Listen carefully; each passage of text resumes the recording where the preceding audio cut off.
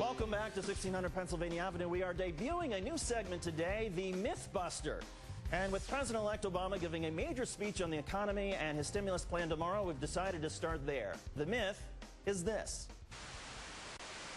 FDR, during the Great Depression, did put a lot of this infrastructure spending into place, and it actually now, based on all kinds of studies and academic work done on the Great Depression, that kind of massive government intervention actually prolonged the Great Depression. Now, in a normal situation, the myth would be that Fox News and its contributors care about accuracy, and the busting would end there.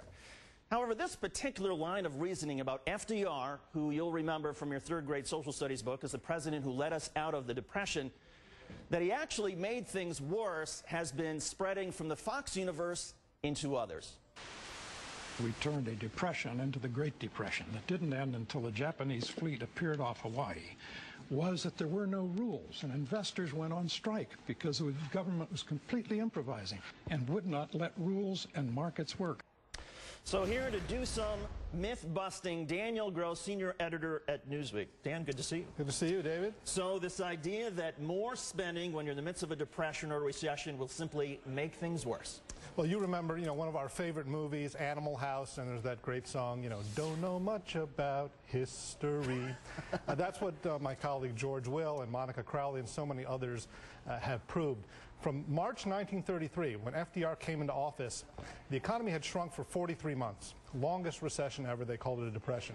It then embarked on the longest expansion to date in American history, all the way through 1937. From 1932 to 1936, the Dow Jones quadrupled. So this notion that things got worse after he came into office and started these public works programs and all the reforms he put in, it's just not true. So why do they make the argument? There is a kind of cottage industry on the right, you'll see it in the Wall Street Journal editorial page, that is very invested in FDR, who actually saved capitalism, making us think that he made things worse because he put in things like regulation, the FDIC, the Securities Exchange Commission, because he started Social Security, which everybody thought would lead to socialism. So there's a lot of people have a great deal invested in ideologically in these sorts of things not working, although they did. And the point, of course, the effort on the right is to say when Barack Obama wants to spend $1.2 trillion to try to help the economy, oh no, that will only make it worse. The circumstances, of course, now, as you've written, are very different from the Depression. But what about that argument they're making about the current circumstances? Well, we're going to hear a lot of that, this notion that the old Keynesian response, which is you spend money, you make deficits larger when you need to because there is no private sector demand. The government has to create demand. That is now kind of accepted conventional wisdom among a lot of economists. It's mostly people in the sort of political world who are saying that. We're going to hear a lot of that argument, and it's probably going to be just as wrong today as it was in 1933. And also, finally, the argument that, well, never mind spending, you got to have tax cuts if you want to stimulate the economy. Well, look, all things being equal, tax cuts help. But we saw from this last round of tax rebates, what did people do with the cash they got? They used it to pay down debt, and it all, of course, got eaten up by higher gas prices. So that didn't find its way into consumer spending. This proposal about stimulus of creating jobs through, whether it's public works, whether you want to call it infrastructure or green technology, that seems to be a better route. Daniel Gross, senior editor from Newsweek. We got two myths busted there out of Dan, and we're going to have Dan on every week. Every week he wants to come back to be our official myth buster on the economy. And Dan, good to see you and happy New Year. As long as you provide the car, I'll be here. Thanks, Dan. Truth or myth proposal could be a political landmine, especially for Republicans eager to rally around fiscal conservatism, lower taxes, and less spending. For more on that, let's bring in Bob Shrum, Democratic strategist, and Michael Smerconish, again, radio talk show host and columnist for the Philadelphia Daily News.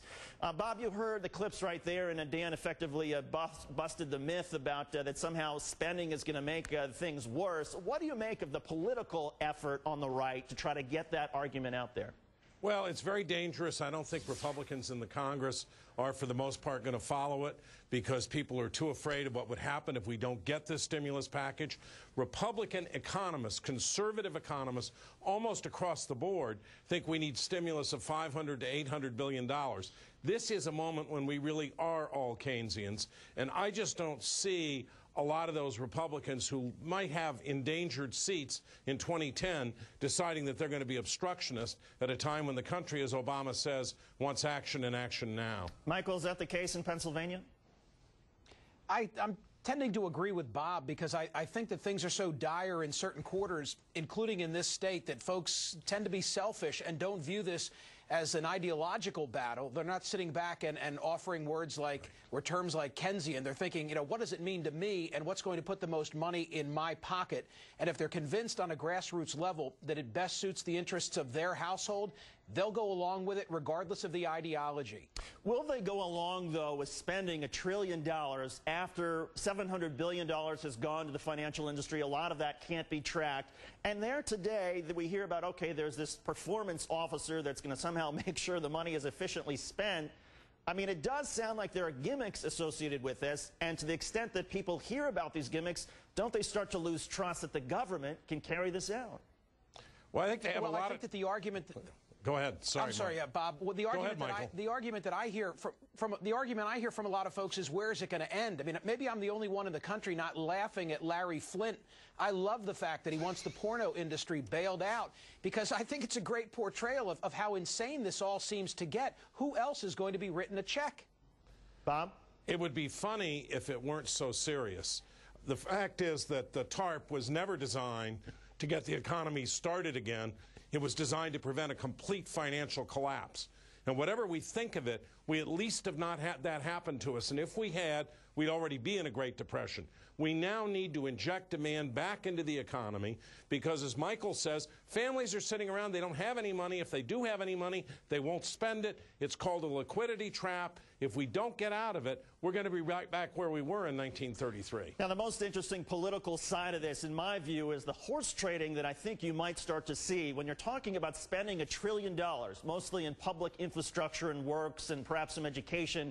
Imagine the leverage that the Obama administration now has on some of these members of Congress who are going to be looking for the new bridges and tunnels when it comes to some of these other issues that he wants to deal with. We're going into uncharted political waters with that, aren't we, Michael?